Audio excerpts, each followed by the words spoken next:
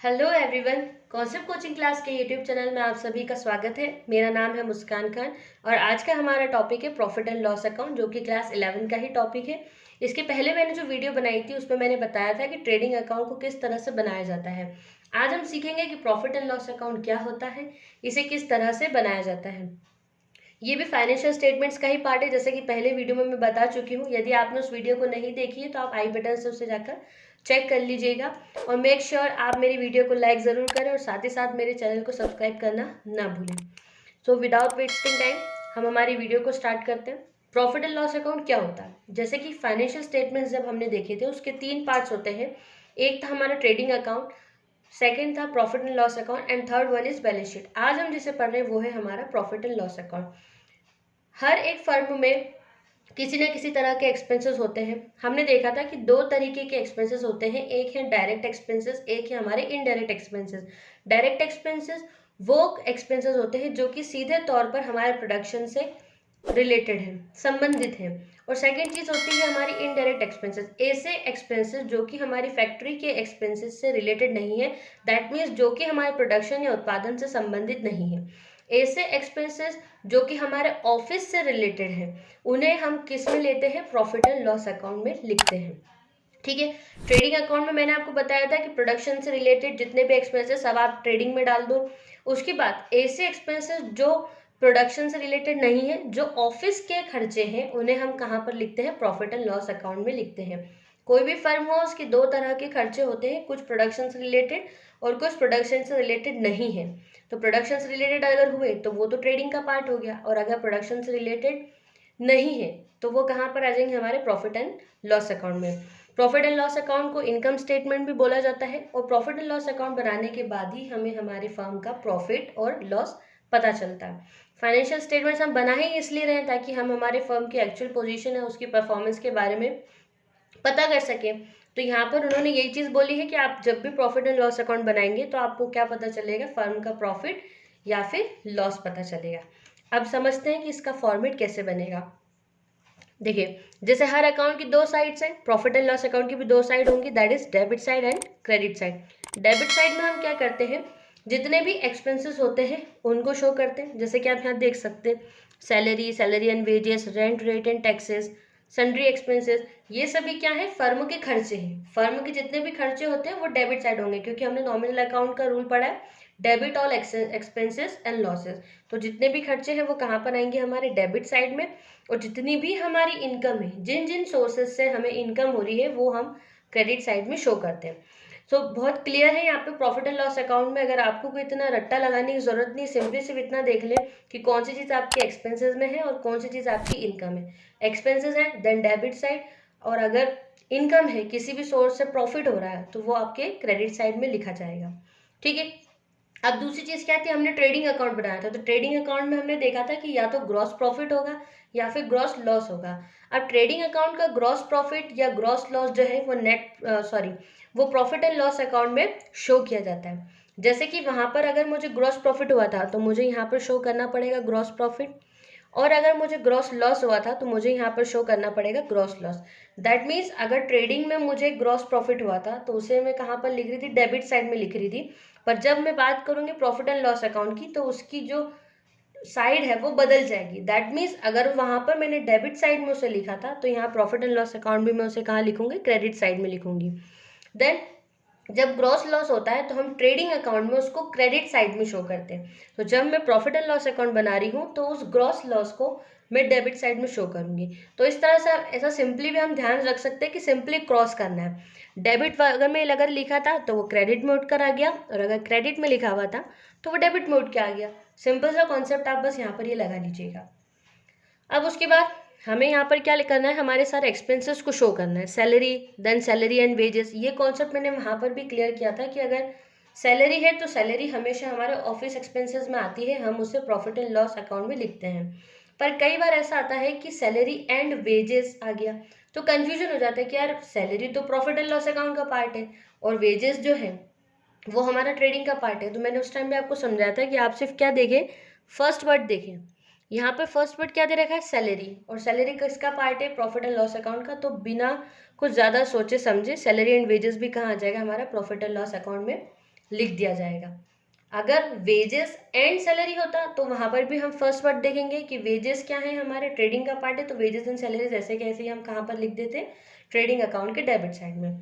फिर यहाँ पर उन्होंने हमें और भी बहुत सारे एक्सपेंसेस दे रखे हैं कि सन्ड्री एक्सपेंसेस, इंश्योरेंस अगर हमने करवा रखा है उसकी प्रीमियम के expenses, stationery, printing, postage, telephone, legal charges, repairs, distribution, travelling expenses, general expenses, carriage outward. एक चीज़ और, दो चीज़ें थी जब हमने ट्रेडिंग में डिस्कस किया था, तो वहाँ पर हमने देखा था कैरेज इनवर्ड और यहाँ पर है कैरेज आउटवर्ड। कैरेज इनवर्ड और आउटवर्ड मतलब माल भाड़ा, यदि आप कुछ सामान को मंगा रहे हैं या कहीं बाहर पहुँचा रहे हैं तो उसके लिए आपने जो पैसा दिया वो कहलाता है कैरेज।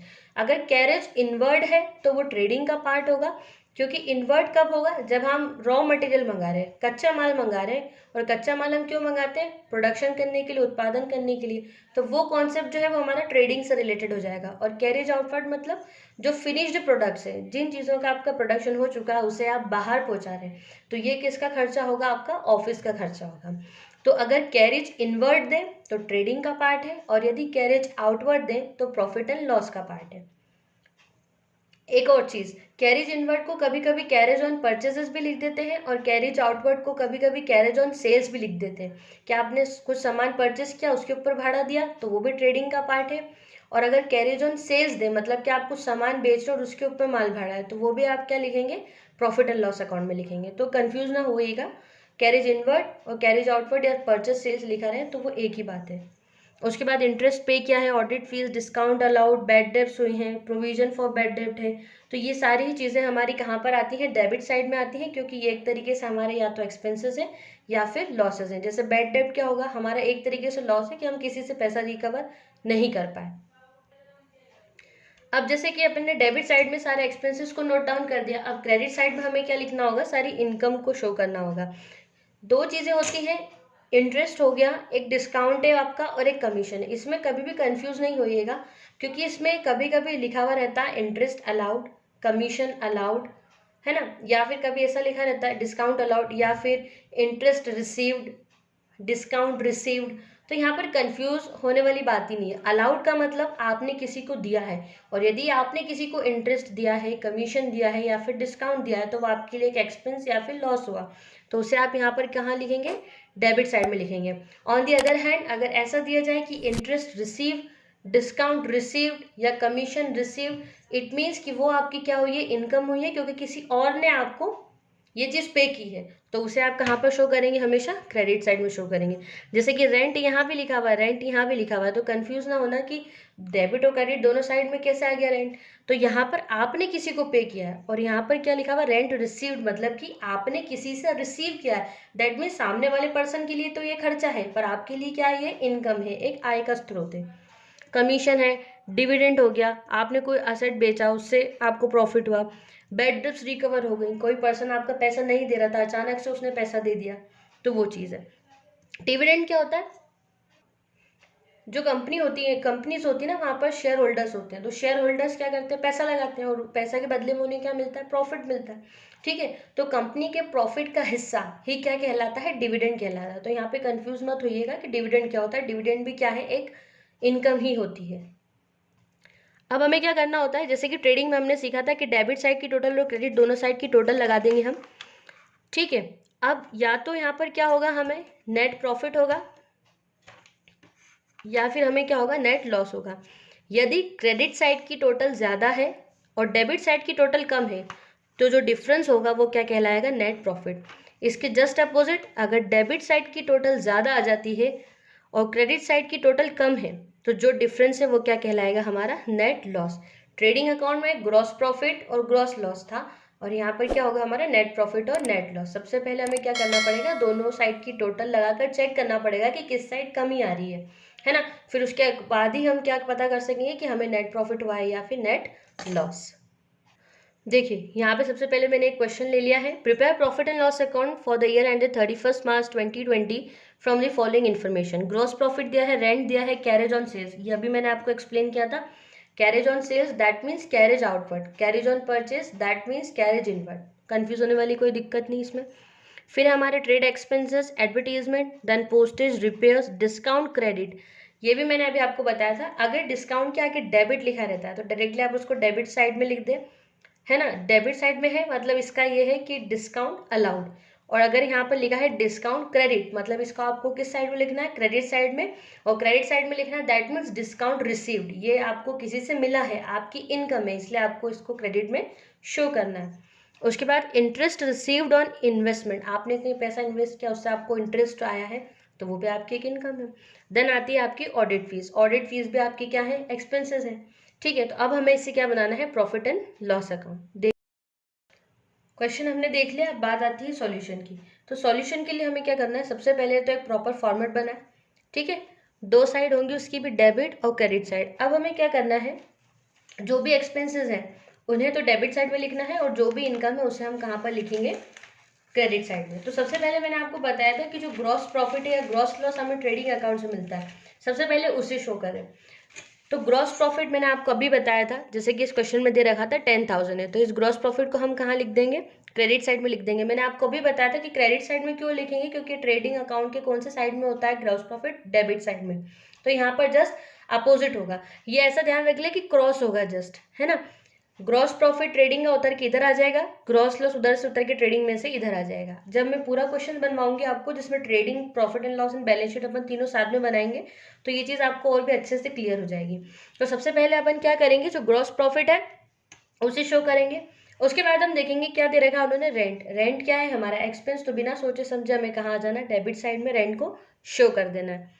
फिर कैरेज ऑन सेल्स, कैरेज का कॉन्सेप्ट मैंने अभी आपको समझाया, कैरेज आउटवर्ड बोले, कैरेज ऑन सेल्स बोले, दोनों ही किसका पार्ट है, हमारा प्रॉफिट एंड लॉस का। तो यहाँ पर हम शो कर देंगे carriage and then here it is.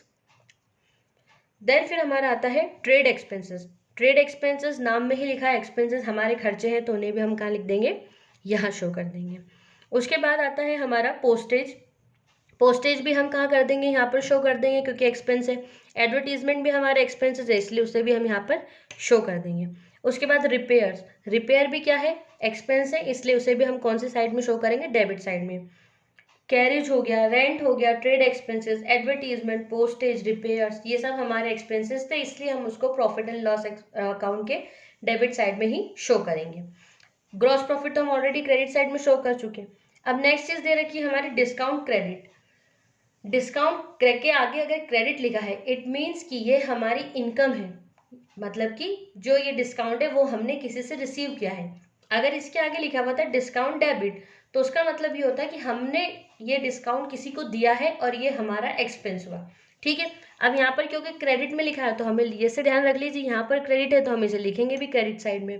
तो यहाँ पर मैंने क्या लिख दिया, डिस्काउंट, ठीक है। डेबिट लिखा होता तो डेबिट साइड में लिख देते, अपना एक्सपेंस हो जाता। क्रेडिट साइड में है, क्रेडिट साइड में लिख देंगे, हमारी इनकम हो गई। अब दूसरी चीज, इंटरेस्ट रिसीव्ड ऑन इन्वेस्टमेंट, हमने कहीं पैसा इन्वेस्ट किया होगा उसके ऊपर इंटरेस्ट आया मतलब इनकम हुई, तो उसे भी हम कहाँ शो करेंगे, क्रेडिट साइड में। ऑडिट फी, ऑडिट फी हमारा खर्चा है, एक्सपेंस, इसलिए हम उसे डेबिट साइड में शो कर देंगे। बस अब हमें क्या करना है, डेबिट साइड की, क्रेडिट साइड की, दोनों साइड की टोटल कर लें, ठीक है। यदि क्रेडिट साइड की टोटल ज़्यादा आती है, डेबिट साइड की टोटल कम है, तो हमारा क्या होगा, नेट प्रॉफिट, ठीक है। और अगर ऐसा होता है कि डेबिट साइड की टोटल ज़्यादा है और क्रेडिट साइड की टोटल कम है, तो हमारा क्या आएगा, नेट लॉस। ऐसे हम क्या करेंगे, प्रॉफिट एंड लॉस अकाउंट को सिंपल तरीके से बना सकते हैं। हमें सिर्फ ये देखना होगा कि कौन सी चीज़ एक्सपेंस है और कौन सी चीज़ इनकम है। एक्सपेंस है तो उसे डेबिट में शो कर दें, और अगर हमारी इनकम है, किसी तरीके का गेन है, तो उसे आप क्रेडिट में शो कर दें। आई होप आपको प्रॉफिट एंड लॉस अकाउंट समझ में आया होगा, पर यदि उसके बाद भी आपको कोई डाउट है तो आप कमेंट सेक्शन में कमेंट करके मुझसे पूछ सकते हैं, या फिर आप इंस्टाग्राम पर भी मुझको फॉलो कर सकते हैं। इंस्टाग्राम आईडी आप डिस्क्रिप्शन से चेक कर लीजिएगा, और जो भी आपके डाउट्स हैं वो आप वहाँ पर भी क्लियर कर सकते हैं। प्लीज़ मेक श्योर कि आप ज़्यादा से ज़्यादा मेरी वीडियोस को शेयर करें, और यदि आप मेरे चैनल पर न्यू हैं तो उसे सब्सक्राइब ज़रूर करें। Thank you so much.